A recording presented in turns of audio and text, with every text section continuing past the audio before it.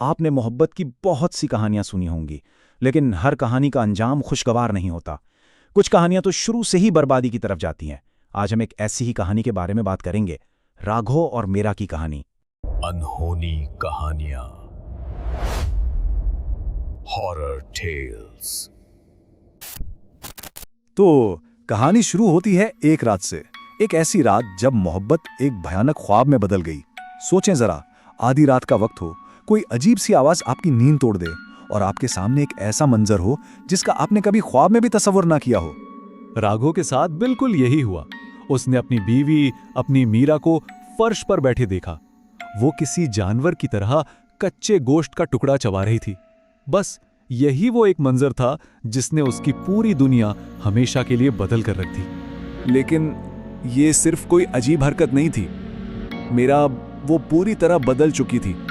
उसकी आंखें बिल्कुल स्याह हो चुकी थीं, चेहरे पर खून लगा हुआ था। जब राघव ने उसे पुकारा तो उसने एक जानवर की तरह चीख मारी और उस पर हमला कर दिया। राघव के सामने जो खड़ी थी वो उसकी मीरा नहीं थी। तो सवाल ये उठता है कि कोई इंसान इस हालत तक आखिर पहुंच कैसे सकता है। इस भयानक सच को समझने के लिए हमें थोड़ा माजी में जाना पड़ेगा, वहां जहां से ये सब कुछ शुरू हुआ था।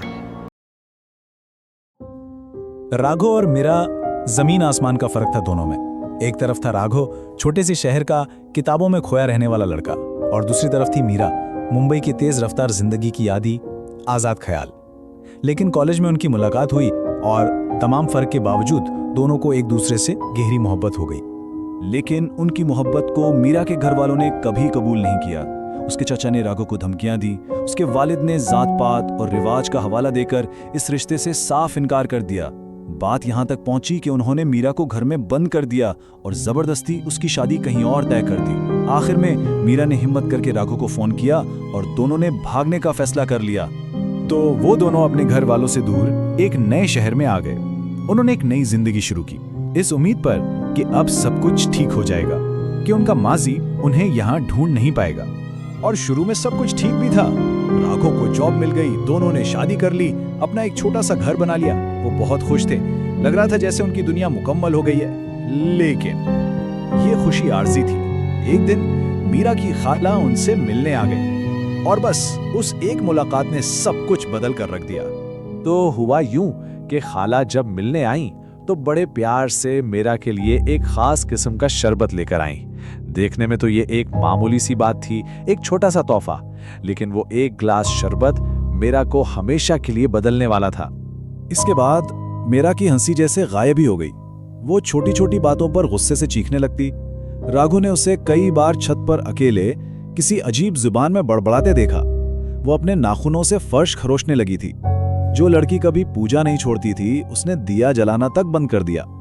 राघव बस बेबसी से ये सब देखता रहा और उसका खौफ दिन ब दिन बढ़ता जा रहा था। डॉक्टरों को कुछ समझ नहीं आ रहा था, वो बिल्कुल मायूस हो चुका था। तभी एक दोस्त के कहने पर राघव ने एक अघोरी से मदद लेने का फैसला किया। एक ऐसा अघोरी जो शमशान घाट के पास रहता था। अच्छा, इससे पहले कि हम आगे बढ़ें, ये समझना जरूरी है कि काला जादू आखिर है क्या। ये सिर्फ कोई वहम नहीं, बल्कि एक बहुत पुरानी और तारीख रस्म है जिसका मकसद किसी को नुकसान पहुंचाना होता है, और अक्सर ये किसी को कुछ खिलाया या पिलाकर किया जाता है। और अघोरी ने राघवों को जो सच बताया वो उसके तसव्वुर से भी ज्यादा भयानक था। उसने कहा, यह कोई भूत प्रेत का मामला नहीं, तुम्हारी बीवी पर जानबूझकर काला जादू किया गया है। लेकिन कहानी यहीं खत्म नहीं हुई। अघोरी का अगला इंकशाफ तो और भी ज्यादा तकलीफदेह था।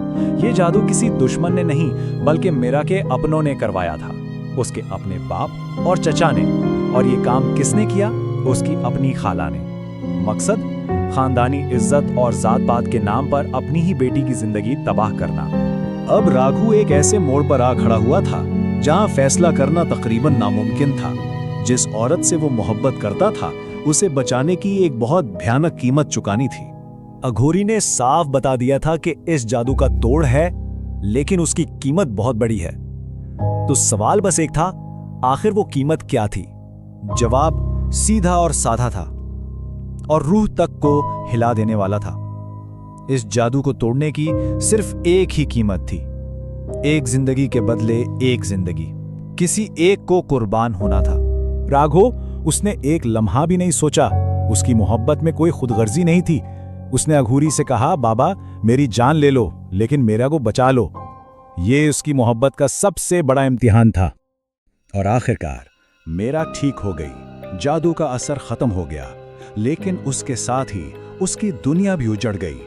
वो इस लानत से तो बच गई, लेकिन उसने अपनी मोहब्बत, अपना राघव हमेशा के लिए खो दिया। ये कहानी एक सवाल छोड़ जाती है कि जब इज्जत और रिवायत के नाम पर नफरत जीत जाती है तो क्या वाकई कोई जीतता है या सब कुछ हार जाता है? अनहोनी कहानियां, हॉरर टेल्स।